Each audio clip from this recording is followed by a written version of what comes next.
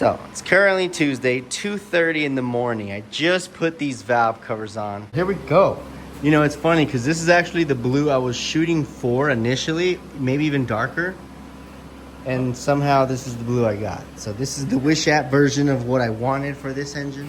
But we're already way too deep into it. I'm not painting it all over again. So this is how it looks like with the valve covers on. Ooh. And I bought some bolts. These bolts are actually very expensive. At the dealership, they're like $6 or $7 each. I'm like, seriously, guys? And that's hooked up supposedly. 8 new Mopar ignition coils installed. Very beautiful. It was either these or the MSDs, and they're exactly the same price. The only difference is the dealer had these in stock, and I didn't want to wait, so I went ahead and went with the Mopar OEM, which is no slouch, of course. We've been able to make good power with these OEM Mopar ignition coils. This engine is looking very excellent. I guess now all we really need to do is install the engine mount brackets with the engine mounts themselves, and then we can swing this engine in. It's a beautiful night here at the HEMI Hustlers Proving Grounds, and we got the Filibertos Chrysler 300 right here behind me. I'll show you guys what I'm working with today. All right, it's a beautiful night, but one problem here is that we got no engine, do we? We got no engine, do we? A couple SR20s will pull a premium 1 week before race week, huh? Race war is what I meant to say. Anyways, this is what I'm working with here, guys. Just my point of view, what I'm looking at here. Whew, I know, stressful. It's a disaster. What's the next step? Well, first things first, I need to clean all this. I need to pressure wash it, knock the dirt off, and then I need to hit it with a light degreaser so we don't mess any paint up, right? Light degreaser everywhere.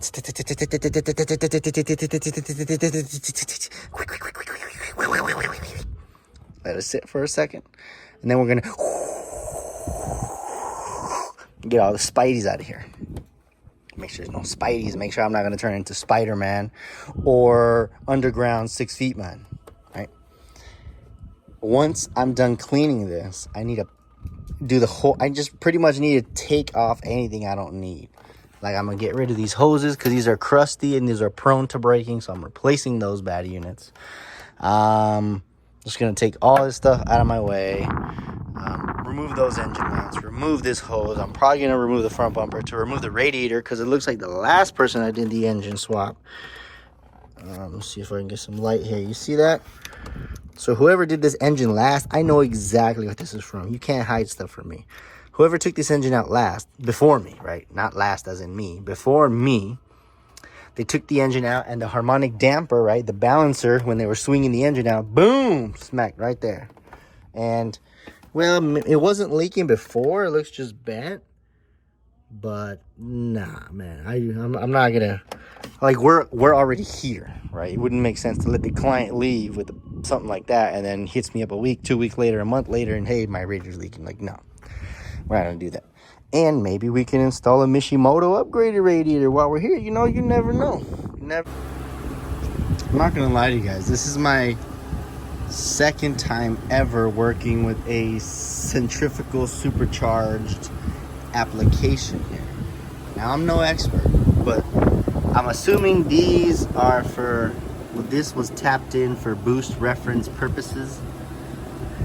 And the place they tapped in, I don't know if this is correct. To me, it doesn't seem correct at all. They tapped into the tube, the hose that goes to the purge solenoid or the purge valve for the evap system. Now, I feel like what it should have instead is a vacuum manifold over here by the booster, so that way we can have multiple things going to it, like a boost reference switch, maybe the boost pod, gauge pod inside the vehicle. Like, this is way wrong. See, this goes over there. Now, I feel like that's wrong. That's wrong to me, so I'm gonna take all this out. I'm currently in the process. I just sprayed it down with some light degreaser just to knock the dust off. I'm currently in the process of just disassembling as much as I can. I just took off this wire, loom here. I'm about to take off these hose assembly just so I can declutter the engine bay, so then I can come in here and really detail the engine bay with a fine-tooth comb. The Filibertos, this Filibertos 300 project right here is gonna be super sick, so I highly recommend you hit that subscribe button and drop a comment.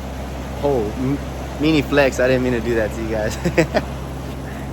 Just so you guys can see that I also work on everything. I have a Vermeer wood chipper right here. It's a Cummins diesel application, and I'm fixing an oil leak.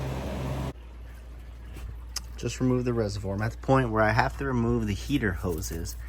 And one thing I noticed is that on the last couple 6.1s I've worked on, the heater hoses are slanted like that at an angle downward, even though they sit way up here, right?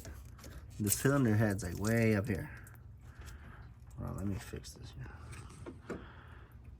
And I don't know, I just feel like if it's angled like this and it sits way up here, that's just gonna put pressure on the fitting, on the three-way plastic fitting there, and cause it to break or leak, which is actually what happens. But now I'm wondering if the engineers did that for a reason, perhaps for the sake of maybe like an air pocket. Let's just say you straighten them out, which I did on the Blackland build, and you put coolant in it. This could sit up so much higher where you potentially have an air pocket maybe in the cooling system. Just maybe, right? Just an idea. I'm starting to see that that's how it comes from the factory, at a slant like that. And that's now not how I'm gonna leave them. But I'm wondering why. There's always a reason why the engineers do what they do with the space and what they have, etc. So now I'm curious. I might just have to, if I can't bleed the air pocket out of Blackland, I may just have to slant those and see if maybe that gets rid of our air pocket. I'll show you guys what it looks like with a harness out of here. Looks a lot more bare. This rat's nest, all this, I don't even know.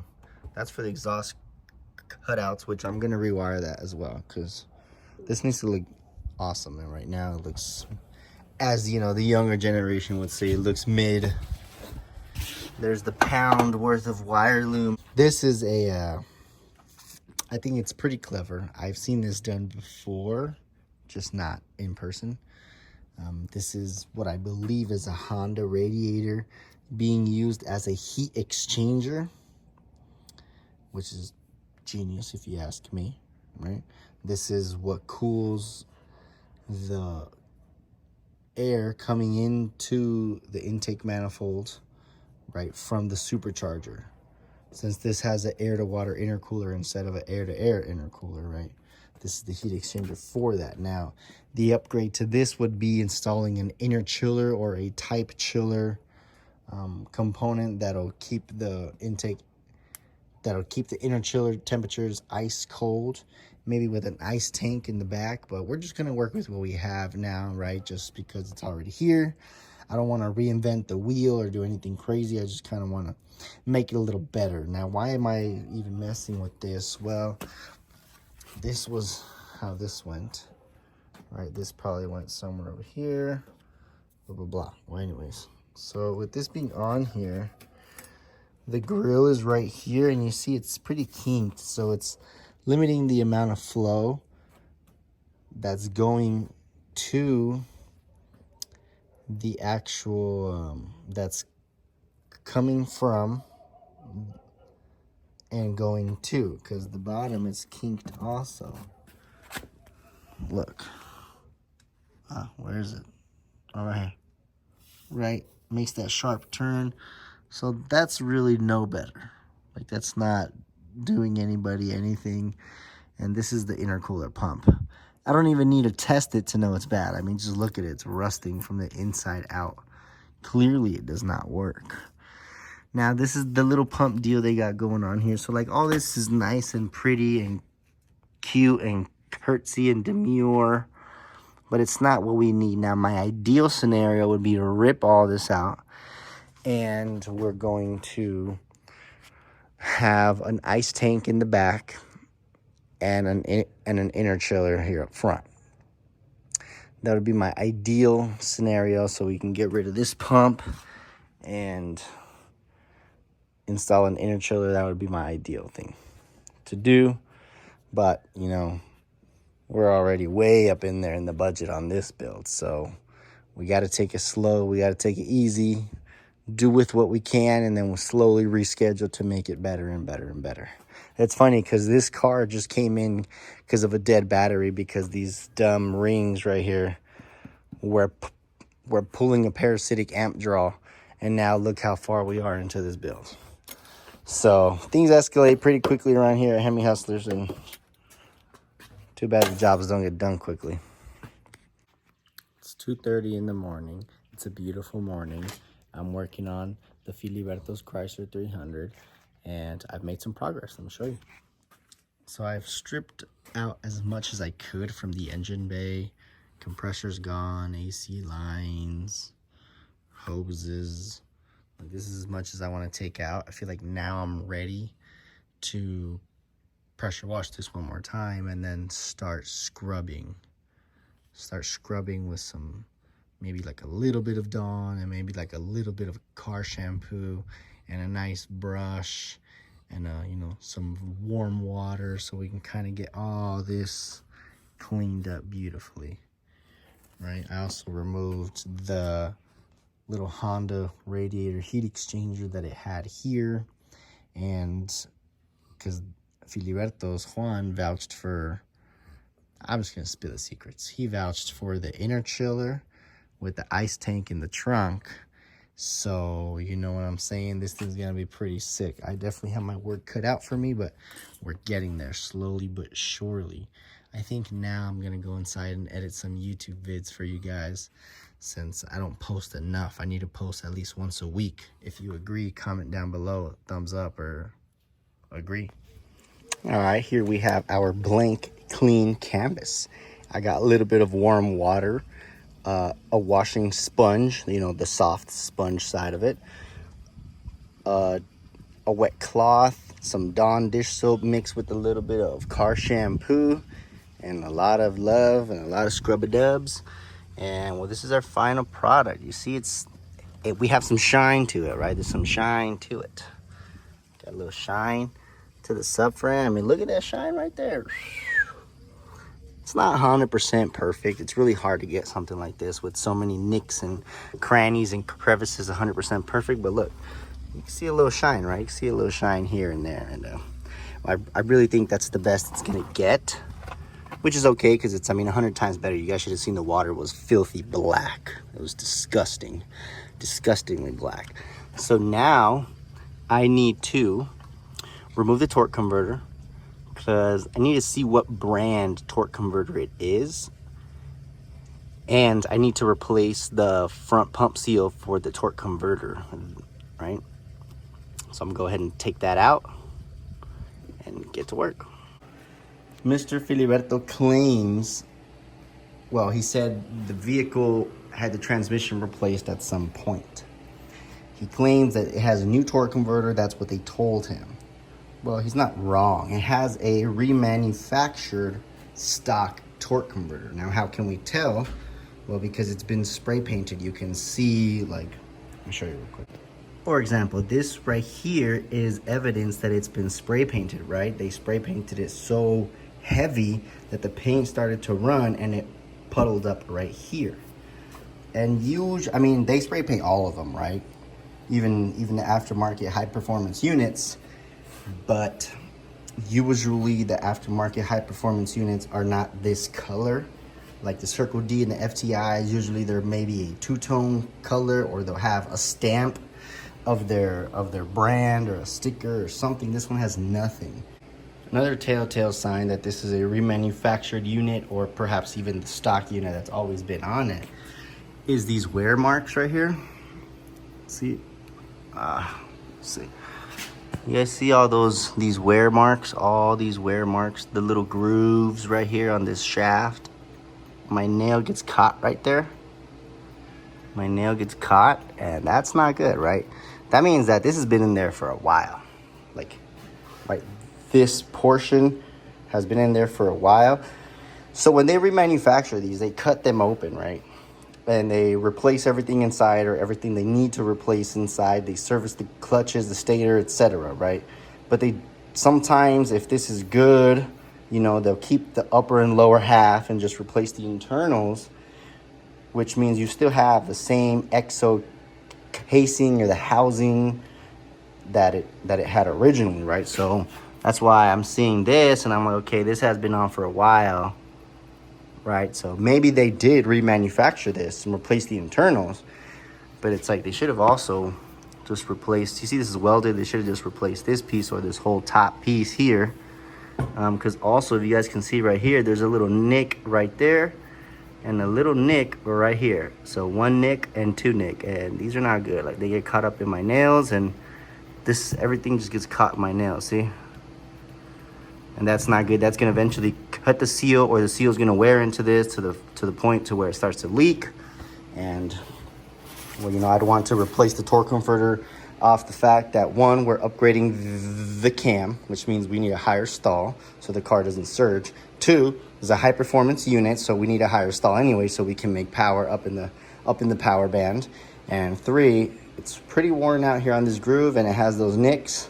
So 3 reasons right there why I would like to replace this torque converter and upgrade it to a Circle D 3200 stall. So I'd like to go with the 3200 stall because on the Blackland build, I used the Circle D 3000 stall converter and it still was not enough. Like, the car still slightly surges, right?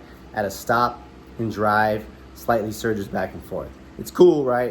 It's cool because, you know, it's chopping and shaking and all that, but at the end of the day, it's not really how it's supposed to be. It's not 100% correct. So for this build, I'm gonna bump it up 200, right? Instead of the 3000 stall that we did on Blackland, I'm gonna do a 3200 stall from Circle D. I wanna stick with Circle D because I've had good luck, at least on the last 2 builds that I've done, which was the Rolls-Royce 300 that had a 3000 stall, and the Blackland build has a 3000 stall as well. So I'm like, just gonna go with the 3200 stall, see what happens, right?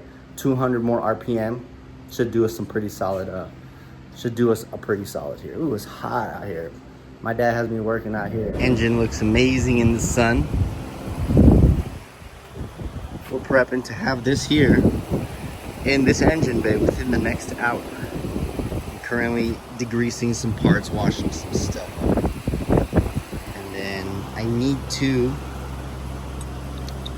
protect the paint by wrapping this up with a lot of tape.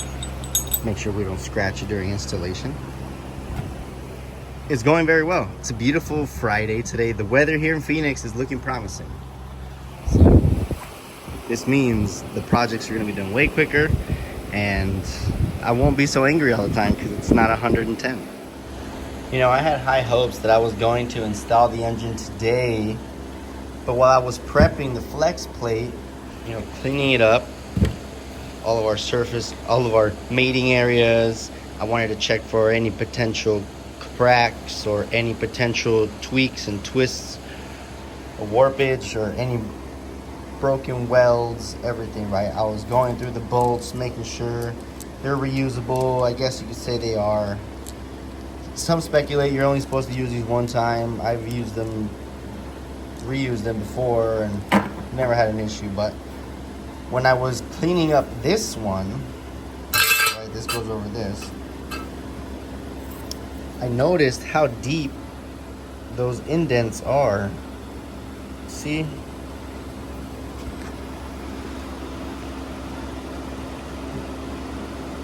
They're like pretty deep. So I was like, I flip it around and check that out. You see that? The metal is heavily cracked. And that is most likely due to the fact that whomever did this last, because this engine, if you guys remember, had already been replaced once in its lifetime or out of the vehicle. And well, that's what happens when you over torque stuff maybe more than once. So unfortunately I cannot install the engine as I had anticipated. Whoa. Fortunately, I cannot install the engine as I was really wanting to do at this very moment because I need this. So I'm gonna go ahead and order this from the dealer ASAP and see if hopefully they have it in stock and we can have this engine in by the end of the day. These here are the studs that go on the engine mount here. Like this, I'll just show you guys real quick. It goes like that. That then goes into the subframe. Now, these were all caked in rust, covered in rust, pretty bad. So I put a wire wheel to them. I wanted to show you the interesting find. Check this one out. See how it's completely rusted? So once I knock the rust off with the wire wheel, this is what we're left with. This is not used. Get off me. I can no longer use this. The strength of this bolt has been compromised. And that's something that you need to look out for. Because if this breaks, this is holding the engine to the subframe. If this breaks, that engine is going to be very loose in there. So, you need to go. The other ones were okay. See, knocked all the rust off. It's okay. It's okay. This one, though, this one's, I mean, that's chewed up bad. So, I need to go ahead and order another one. And hopefully it gets here. Hopefully they have it in stock because I'm not trying to wait. I'm trying to slap this engine in already.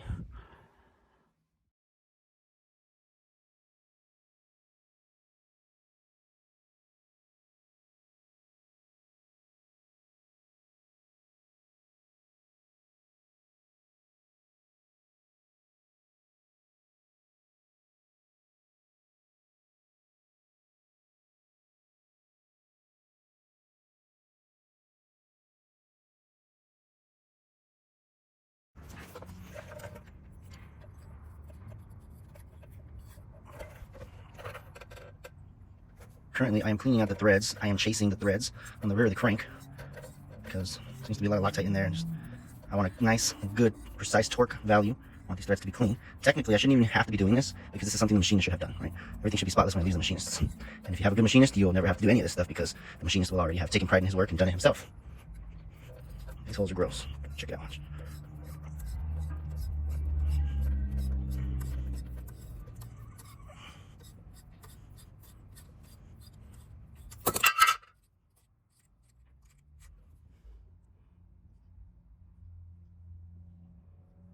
So, it's a clean hole, that's a clean hole, and the rest are dirty, so I clean her up real nice. Engine is ready to be installed.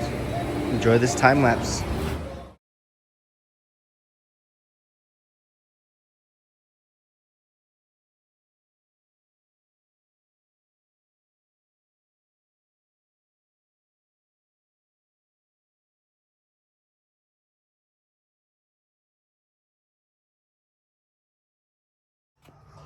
And just like that, the engine is in. That looks pretty slick under the hood.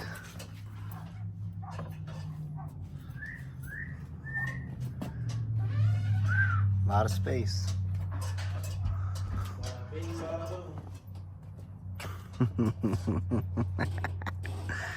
Yeah. Look how awesome this looks. I'm ecstatic. I really am. The engine is bolted in. I need to go to Ace Hardware tomorrow to buy 3 more bolts. Because whomever did this last, they just mix and matched bolts. And no, that's not how we do it. Gotta go to Ace Hardware, get some fresh hardware. Or actually, I've been trying to go to this bolt store that's nearby on Dysart and Van Buren. Because I want to check them out, see what's up. But yes, looking beautiful. She's coming along nicely. It's coming along nicely. Torque converter is bolted up. It's time to go inside and go mimis and get back to it tomorrow morning. That looks sick. It's so bright in there. You get the black dirty car and then boom.